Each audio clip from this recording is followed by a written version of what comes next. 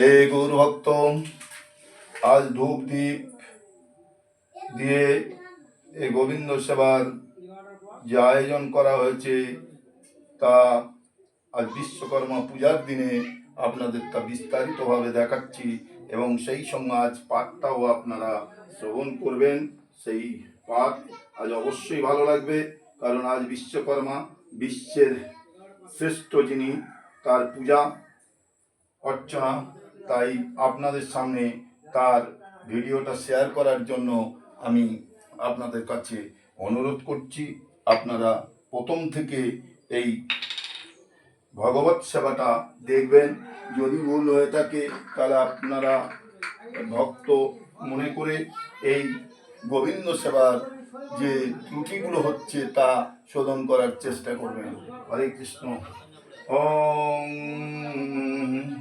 লক্ষ্মী ওম গোবিন্দায় নমঃ, ওম গোবিন্দায় নমঃ, ওম গোবিন্দায় নমঃ, ওম গোবিন্দায় নমঃ, ওম গোবিন্দায় নমঃ, ওম গোবিন্দায় নমঃ, ওম গোবিন্দায় নমঃ, ওম পঞ্চতত্রায় নমঃ, ওম পঞ্চতত্রায় নমঃ, ওম পঞ্চতত্রায় নমঃ, ওম পঞ্চতত্রায় নমো নমো, ওম পঞ্চতত্রায় নমো নমো, ওম পঞ্চতত্রায় নমো নমো, ওম পঞ্চতত্রায় নমো নমো, ওম গোবিন্দায় চরণায় নমো নমো, ওম গোবিন্দ, ওম গৌরনিতাই, ওম বাবা জগন্নাথ। আমাদের চরণে আজ বিশ্বকর্মা পূজার দিন সেবা দিলাম, আপনারাও তা গ্রহণ করুন। এই সেবা অনেক ভুল ত্রুটি হয়ে থাকতে পারে, আপনাদের মনুষ্য জাতির কীট মনে করে আমাকে কৃপা করবেন, ক্ষমা করে দেবেন।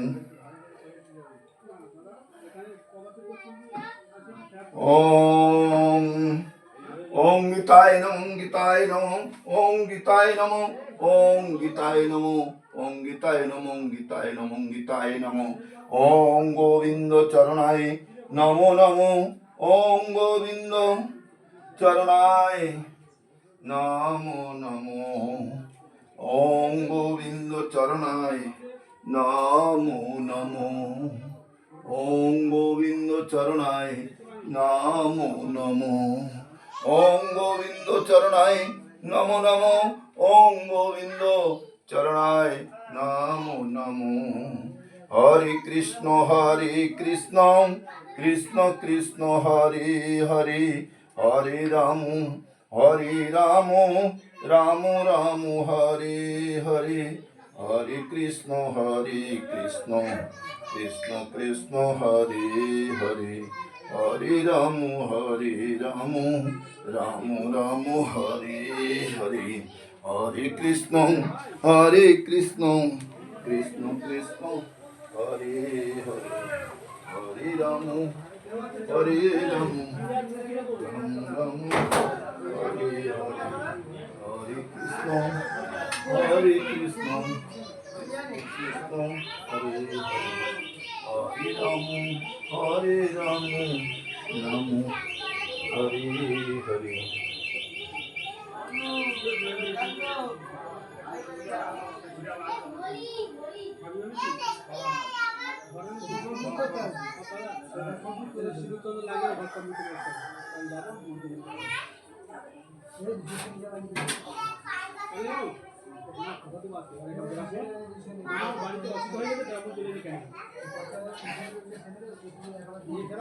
হরি বল, হরি বল, হরি বল, হরি বল, হরি বল, হরি বল, হরি বল, হরি বল।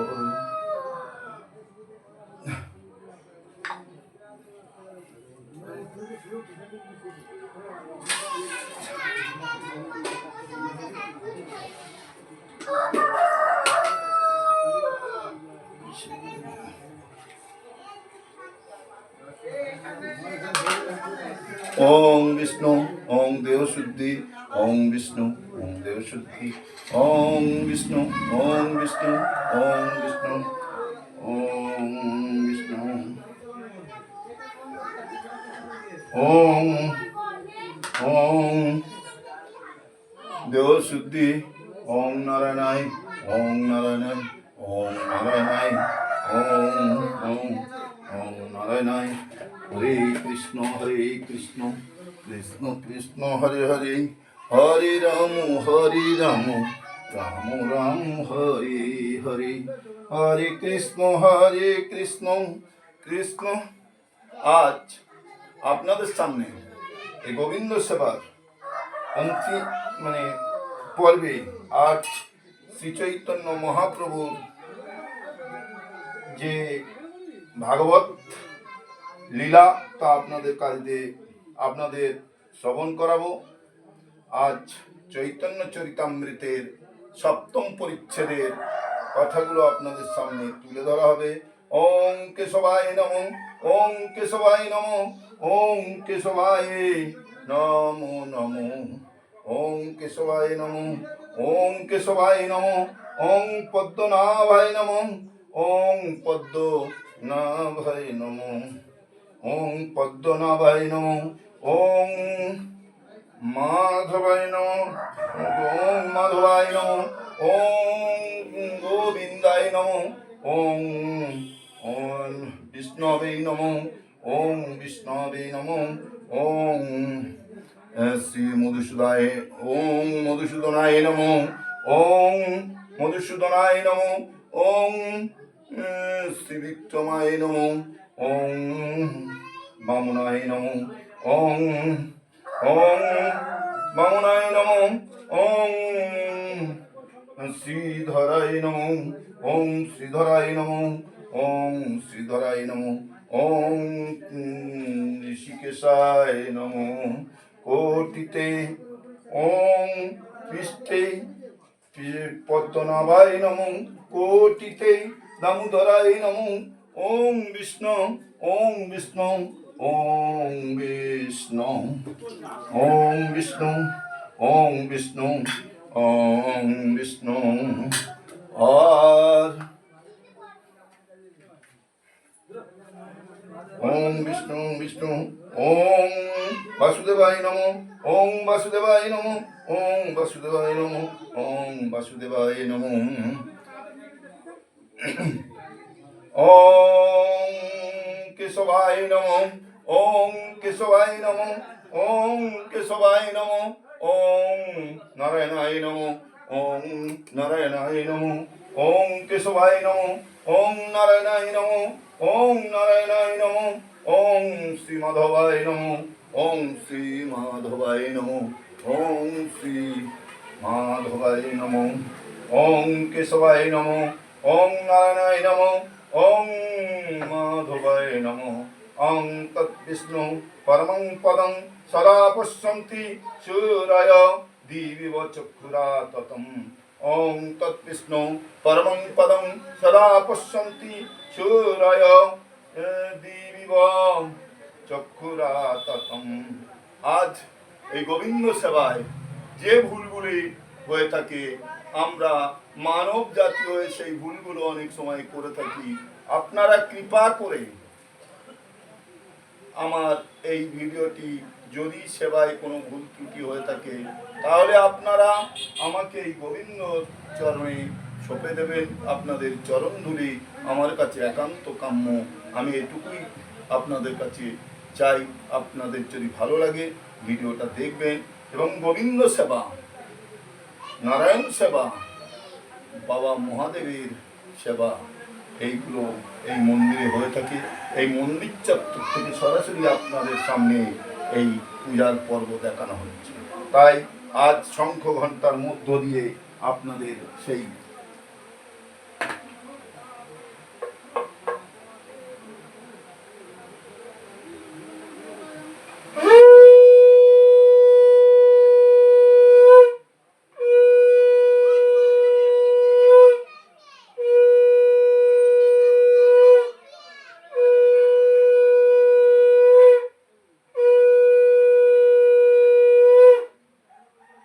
শঙ্খ বাজানো হলো, এরপরে আপনাদের সামনে কাসর বাজিয়ে ঝাঁই বাজিয়ে শোনানো হবে।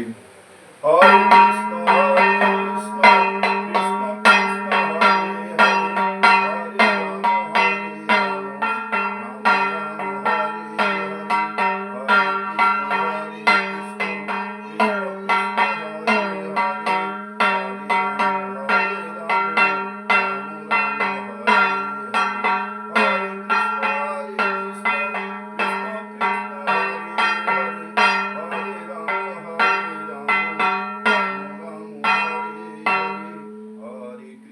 হরে কৃষ্ণ কৃষ্ণ কৃষ্ণ হরে হরে, হরে রাম হরে রাম রাম রাম হরে কৃষ্ণ কৃষ্ণ কৃষ্ণ হরে হরে, হরে রাম রাম রাম হরে হরে, হরে কৃষ্ণ কৃষ্ণ কৃষ্ণ হরে হরে, হরে রাম রাম রাম হরে হরে, হরে কৃষ্ণ কৃষ্ণ কৃষ্ণ হরে হরে, হরে রাম রাম রাম হরে হরে, হরে কৃষ্ণ কৃষ্ণ কৃষ্ণ হরে হরে, হরে রাম রাম রাম হরে হরে, হরে কৃষ্ণ কৃষ্ণ কৃষ্ণ হরে হরে, হরে রাম রাম রাম হরে হরে, হরে কৃষ্ণ কৃষ্ণ কৃষ্ণ হরে হরে, হরে রাম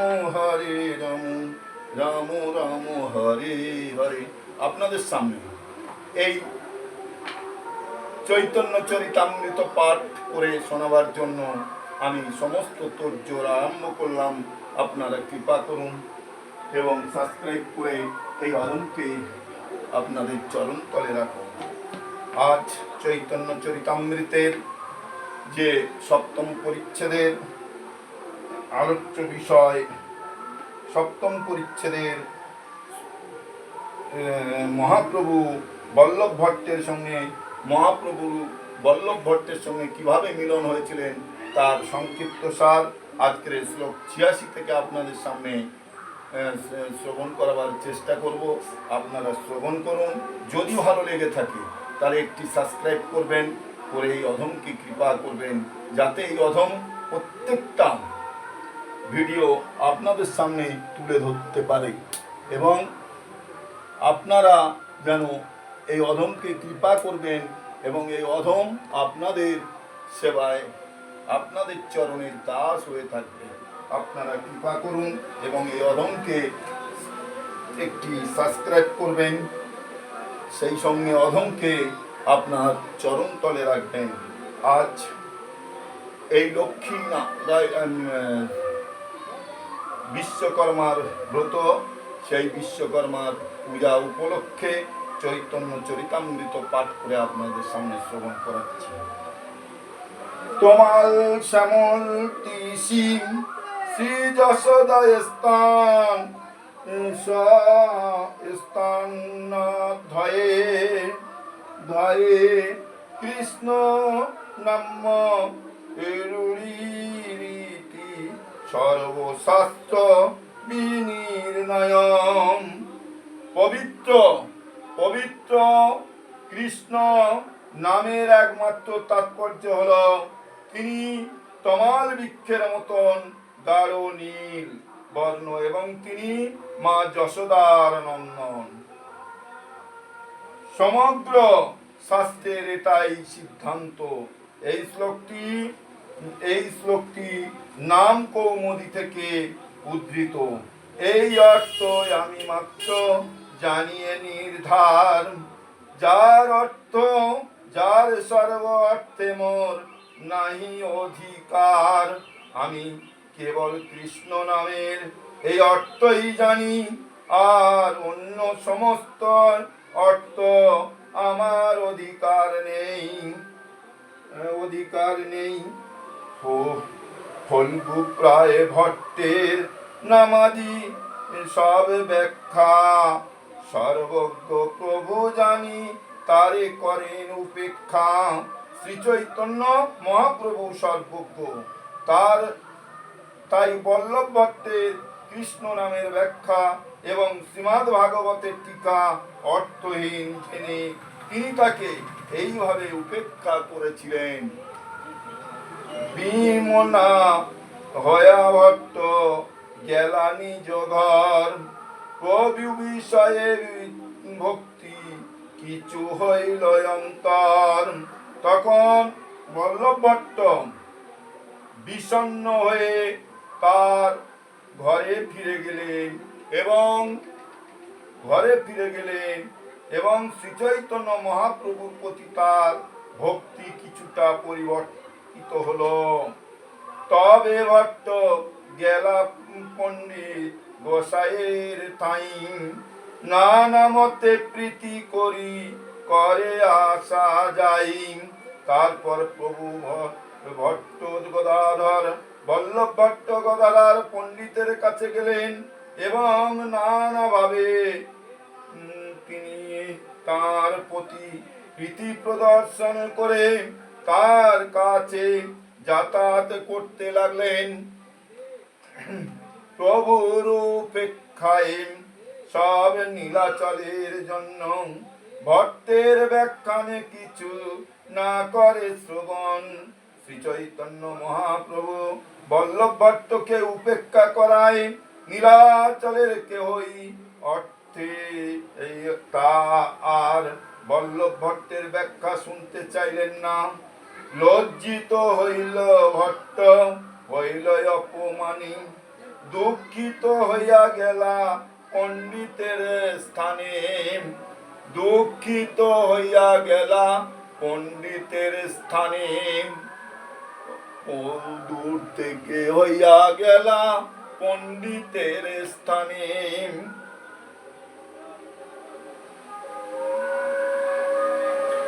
লজ্জিত এবং অপমানিত হয়ে দুঃখিত অন্তরে বল্লভ ভট্ট তখন গদাধর পণ্ডিতের কাছে গেলেন। দৈন করি কহে নীলু তোমার শরণ, তুমি কৃপা করি রাখো আমারও জীবন। তার কাছে গিয়ে অত্যন্ত দৈন সহকারে বল্লভ ভট্ট বললেন, আমি তোমার শরণ নিলাম, কৃপা করে তুমি আমার জীবন রক্ষা করো। কৃষ্ণ নাম ব্যাখ্যা যদি করহ শ্রবণ, তবে মোর লজ্জা পঙ্ক হয় প্রক্ষালন। তুমি যদি দয়া করে আমার কৃষ্ণ নামের ব্যাখ্যা শ্রবণ করো, তাহলে আমার লজ্জারূপ পঙ্ক ধৌত হয়ে যাবে। আপনারা কৃপা করুন সেই পঙ্করূপ দ্বৈত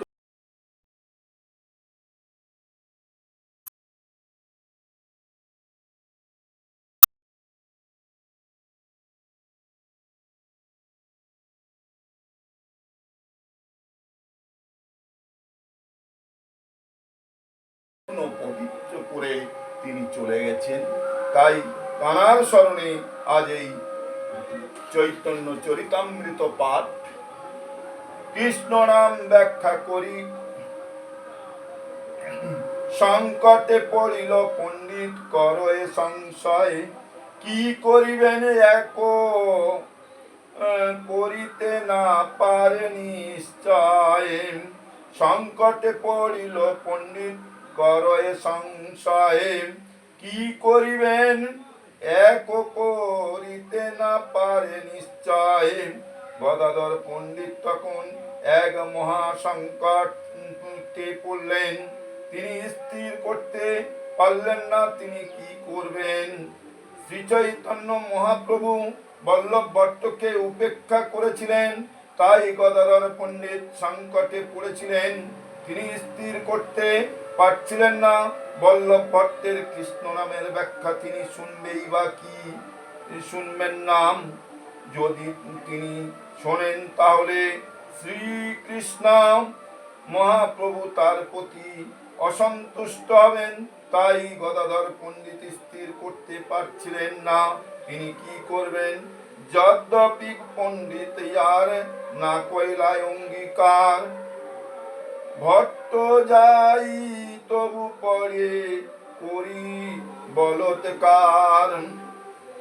গদাধর পণ্ডিত যদিও তার ব্যাখ্যা করতে শুনতে চাননি, তবুও বল্লভ ভট্ট জোর করে তাকে শোনাতে লাগলেন। আভিজাত্যে পণ্ডিত করিতে নারে নিবেদন, এ সংকটে রাখো কৃষ্ণ লইলাং শরণ।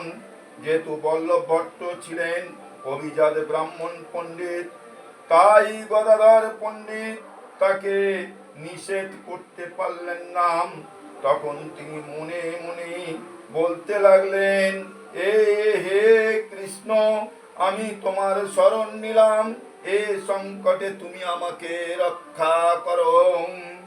শ্রী চৈতন্য অন্তর্যামী প্রভু জানি বেন মোর মন, তারে ভয় নাহি কিছু বিষম তার গণ। শ্রী চৈতন্য মহাপ্রভু অন্তর্যামী, তিনি অবশ্যই আমার অন্তরের ভাব জানতে পারবেন, তাই তাকে আমার ভয় নেই। কিন্তু তার পার্শ্বদেরা আমার কঠোর সমালোচনা করবেন। পরমেশ্বর ভগবান রূপে শ্রী চৈতন্য মহাপ্রভু সকলের হৃদয়ে বিরাজমান, তাই তিনি বুঝতে পারবেন গদাধর পণ্ডিত কেন বল্লভ ভট্টের ব্যাখ্যা শুনতে বাধ্য হয়েছিলেন, এবং অবশ্যই তিনি তার প্রতি বিরূপ হবেন না। শ্রী চৈতন্য মহাপ্রভুর অন্তরঙ্গ পার্ষদ বৈষ্ণবেরা হয়তো গদাধর পণ্ডিতের অন্তরের ভাব বুঝতে পারবেন না, এবং তাই শ্রী চৈতন্য মহাপ্রভুর উপেক্ষা সত্ত্বেও বল্লভ ভট্টের ব্যাখ্যা শ্রবণ করার ফলে তারা তার প্রতি বিরূপ হতে পারেন বলে গদাধর পণ্ডিতের আশঙ্কা হয়েছিল। সেই ভয়ে গদাধর পণ্ডিত অত্যন্ত ভীত হয়ে পড়েছিলেন। যদ্যপি বিচারে পণ্ডিত নাহি কিছু দোষ, তথাপি প্রভুর গণ তারে কহে প্রণয় রোধ। যদিও গদাধর পণ্ডিতের কোনো দোষ ছিল না, তবুও শ্রীচৈতন্য মহাপ্রভুর কয়েকজন পার্শ্বদ তার প্রতি সংশয় রোষ প্রদর্শন করেছিলেন। প্রত্যহ বল্লভ ভট্ট আইসে প্রভু স্থানে, উদ্গ্রাহাদি প্রায় করে অর্চনাদি মনে শনে। বল্লভ ভট্ট প্রত্যেক দিন শ্রী চৈতন্য মহাপ্রভুর স্থানে আসতেন এবং শ্রী অদ্বৈত আচার্য প্রমুখ ভক্তদের সঙ্গে অনর্থক তর্ক বিতর্ক করতেন। যেই কিছু করে ভট্ট সিদ্ধান্ত স্থাপন, শুনিতে আচার্য তাহা করেন খণ্ডন। বল্লভ ভট্ট যে সিদ্ধান্তই স্থাপন করতেন, শোনা মাত্রই শ্রী অদ্বৈত আচার্য তা খণ্ডন করতেন। আচার্যাদি আগে ভট্ট যবে যবে যায়, রাজহংস মধ্যে যেন রহে বা বক্রায়। শ্রী অদ্বৈত আচার্য প্রমুখ ভক্তদের সমাজে বল্লভ ভট্ট যখন প্রবেশ করতেন, তখন তাকে রাজহংসদের মাঝখানে বকের মতো মনে হতো।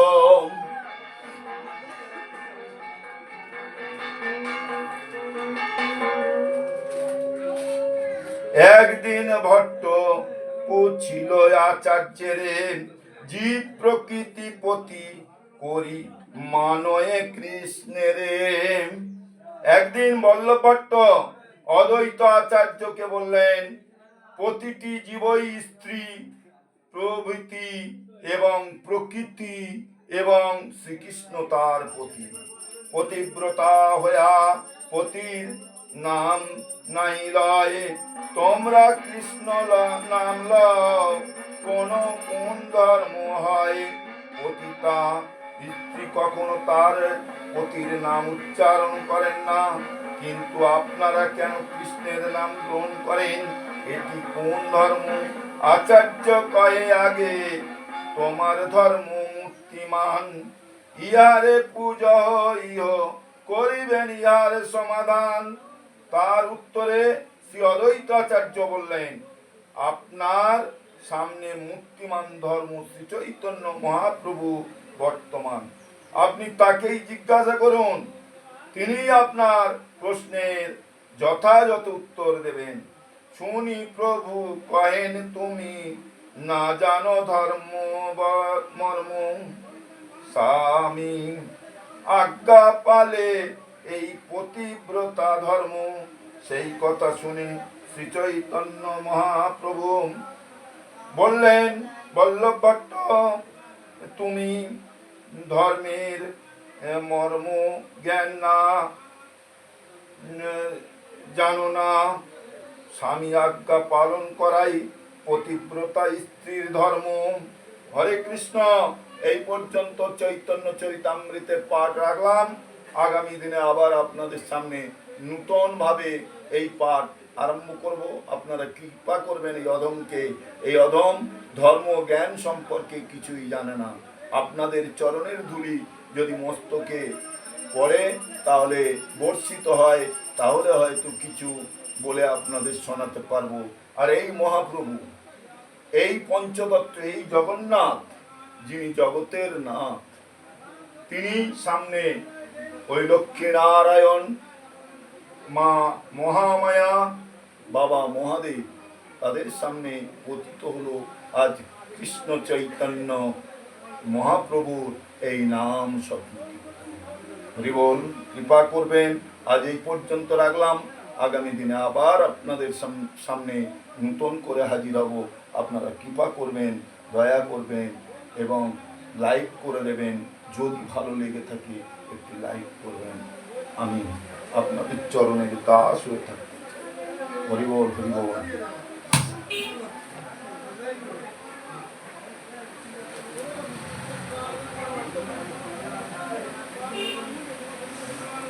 তুলসী সেবা একটা ভজন গেয়ে আপনাদের শেষ করব। তুলসীর ভক্তি এবে শুনো মন দিয়া, যে রূপে কইলেন লীলা তুলসী লইয়াম। এক ক্ষুদ্র ভাণ্ডে দিব্য মৃত্তিকা পুরিয়া, তুলসী দেবেন সেই ঘটে আরো পিয়া। প্রভু বলে, আমি তুলসীরে না দেখিলে ভালো নাহি বাস যেন মৎস্য বিনে জলে। যবে চলে শঙ্কা নাম করিয়া গ্রহণ, তুলসী লইয়া অগ্রে চলে একজন। পশ্চাদে চলেন প্রভু তুলসী দেখিয়া, পরয়ে আনন্দ ধারা অসিয়ঙ্গ বৈয়াম। শঙ্কা নাম লইতে যে স্থানে প্রভু বইসে, তথায় রাখেন তুলসীরে প্রভু পাশে। তুলসীরে দেখেন জপেন সংখ্যা নাম, এ ভক্তি যোগের তত্ত্ব কে বুঝিবে আন। পুনঃ সেই ব্যাখ্যা নাম সম্পূর্ণ করিয়া, চলেন ঈশ্বর সঙ্গে তুলসী লইয়া। হরে কৃষ্ণ। এই তুলসী যদি আপনাকে কৃপা না করে, তাহলে আপনি যতই নাম করেন না কেন, আপনার কৃপা হবে না, হবে না, হবেই না। তাই তুলসীকে আগে সশ্রদ্ধ প্রণতি নিবেদন করো। তারপর শ্রী চৈতন্য মহাপ্রভু, রাধা গোবিন্দ এবং জগন্নাথকে প্রণাম করে আজকের এখানেই আমি আমার গুরুর কৃপা নিয়ে শেষ করলাম। হরে কৃষ্ণ, হরি বল, হরে কৃষ্ণ।